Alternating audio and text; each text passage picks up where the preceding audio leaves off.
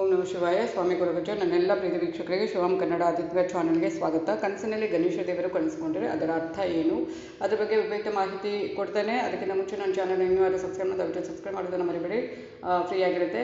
ಹಾಗೆಯೇ ಲೈಕ್ ಮಾಡೋದನ್ನು ಆದಷ್ಟು ಶೇರ್ ಮಾಡೋದನ್ನು ದಯವಿಟ್ಟು ಮರಿಬೇಡಿ.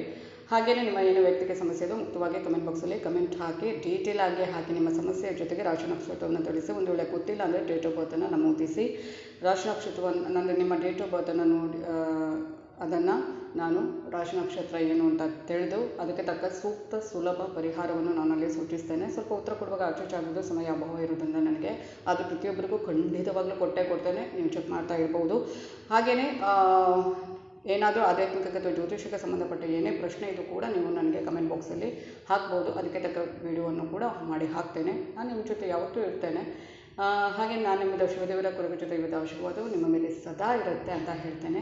ಹಾಗೆಯೇ ಸಬ್ಸ್ಕ್ರೈಬ್ ಅಂತ ಉದ್ಯೋಗ ಸೈಡಲ್ಲಿ ಬೆಲ್ ಐಕಾನ್ ಇರುತ್ತಲ್ಲ, ಅದನ್ನು ಪ್ರೆಸ್ ಮಾಡುವಾಗ ಆಲ್ ಅಂತ ಬರುತ್ತೆ, ಅದನ್ನು ಪ್ರೆಸ್ ಮಾಡೋದನ್ನು ಮರಿಬೇಡಾಗ ನನ್ನೆಲ್ಲ ವಿಡಿಯೋ ನೋಟಿಫಿಕೇಶನ್ ನಿಮಗೆ ಸಿಗುತ್ತೆ ಅಂತ ಹೇಳ್ತಾ, ಕನಸಿನಲ್ಲಿ ಕಾಣುವ ಸಂಗತಿಗಳು ನಾನಾ ಸೂಚನೆಗಳು ಎಂಬ ನಂಬಿಕೆ ನಮ್ಮಲ್ಲಿದೆ. ಅಂತ ಕನಸಿನಲ್ಲಿ ಗಣಪತಿ ಕೂಡ ಕಾಣಿಸ್ಕೊಂಡ್ರೆ ಏನು ಅರ್ಥ ಅಂದರೆ, ಕನಸಿನಲ್ಲಿ ನಾವು ಬೇರೆ ಬೇರೆ ಕನಸು ಕಾಣುವಂಥದ್ದು, ದೇವರ ಕನಸು ಕೂಡ ಕಾಣುವಂಥದ್ದು.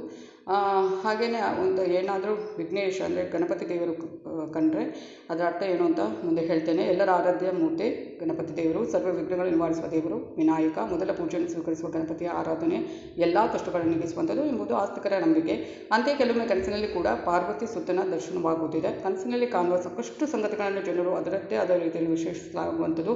ಹೀಗಾಗಿ ನಮ್ಮ ಕನಸಿನಲ್ಲಿ ಗಣಪತಿ ದರ್ಶನವಾದಾಗಲೂ ಅದರದ್ದೇ ಆದ ನಂಬಿಕೆಗಳು ಇವೆ. ಹೀಗೆ ಜನಮಾನಸದಲ್ಲಿ ಪ್ರಚಲಿತದಲ್ಲಿರುವ ಇಂತಹ ಒಂದು ಸಂಗತಿಗಳ ಬಗ್ಗೆ ತಿಳ್ಕೊಂಡು ಹೋಗೋಣ. ಕನಸಿನ ಮಾತು. ಕನಸಿನಲ್ಲಿ ಕಾಣುವ ಕೆಲವೊಂದು ಸಂಗತಿಗಳು ಯಾವುದೋ ಸೂಚಕಗಳು ಎಂಬ ನಂಬಿಕೆ ಬಹಳ ಹಿಂದಿನಿಂದಲೂ ಇರುವಂಥದ್ದು. ಅದರಲ್ಲೂ ಬೆಳಗ್ಗೆ ಕಂಡ ಕನಸು ನಿಜವಾಗುತ್ತೆ ಎಂಬ ನಂಬಿಕೆ ಕೂಡ ಜನಮಾನಸ. ನಾನು ಯಾವತ್ತೂ ಹೇಳ್ತೇನೆ, ಕನಸಿನ ಬಗ್ಗೆ ಏನಾದರೂ ನಿಮಗೆ ವಿಡಿಯೋ ಹಾಕೋದಿದ್ರೆ ಏನು ಬ್ರಾಹ್ಮಿ ಮುಹೂರ್ತದಲ್ಲಿ ಕಾಣುವಂಥ ಕನಸು ಅದು ಖಂಡಿತವಾಗ್ಲೂ ನಿಜವಾಗುವಂಥದ್ದು ಅಂತ.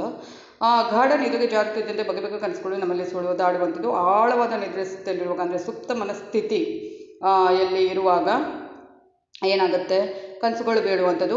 ಆ ಒಂದು ಸ್ಥಿತಿಯಲ್ಲಿ ವಿವಿಧ ದೃಶ್ಯ ಘಟನೆಗಳ ಸರಣಿ ಗೋಚರವಾಗುವಂಥದ್ದು. ಇಂಥದ್ದೇ ಕನಸು ಬೀಳಬೇಕಿದ್ದಿಲ್ಲ, ಅದರ ನಿಯಂತ್ರಣ ಕೂಡ ಮನುಷ್ಯನ ಕೈಯಲ್ಲಿ ಇಲ್ಲ.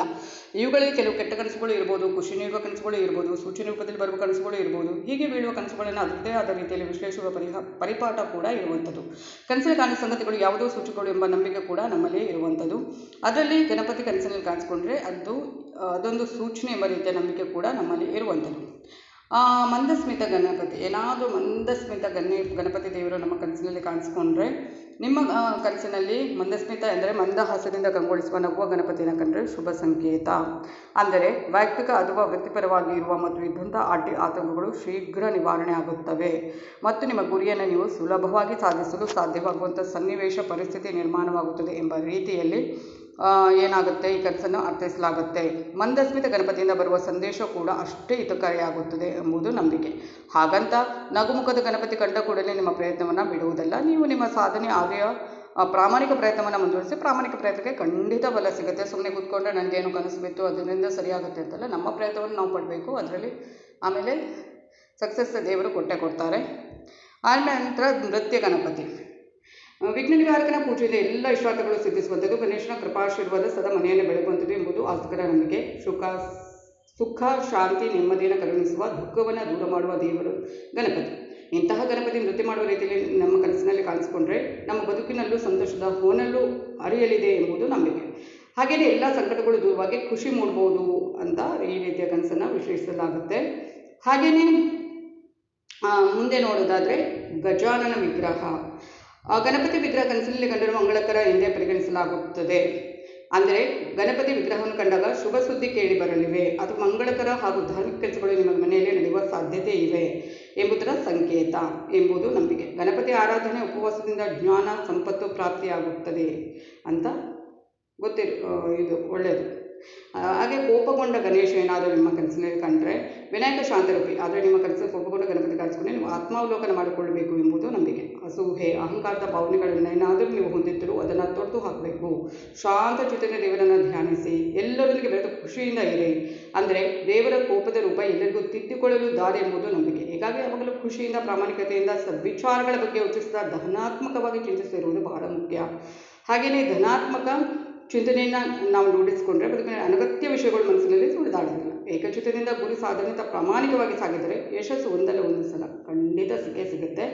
ಹಾಗೆಯೇ ಇವೆಲ್ಲ ನಾವು ದೇವರನ್ನು ನಂಬುವವರು ಶ್ರದ್ಧೆ, ನಂಬಿಕೆ ಏನಾದರೂ ನಾವು ನಮ್ಮ ಪ್ರಯತ್ನವನ್ನು ನಾವು ಮೊದಲಿಗೆ ಇದನ್ನೆಲ್ಲ ನಂಬುವುದಕ್ಕಿಂತ ಮುಂಚೆ ನಮ್ಮ ಪ್ರಯತ್ನವನ್ನು ನಾವು ಮಾಡಬೇಕು. ಖಂಡಿತವಾಗ್ಲೂ ಅದಕ್ಕೆ ಫಲಾಫಲ ದೇವರು ಕೊಡ್ತಾರೆ.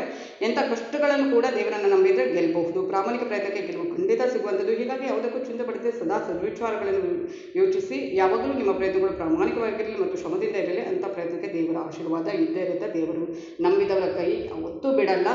ನಮ್ಮ ಕರ್ಮಫಲದಲ್ಲಿ ನಾವು ಏನನ್ನು ಅನುಭವಿಸುವ ಹೊರತು ದೇವರು ನಮಗೆ ಏನೂ ಕಷ್ಟ ಕೊಡಲ್ಲ, ಅದಂತೂ ನಿಜ. ಧನ್ಯವಾದಗಳು.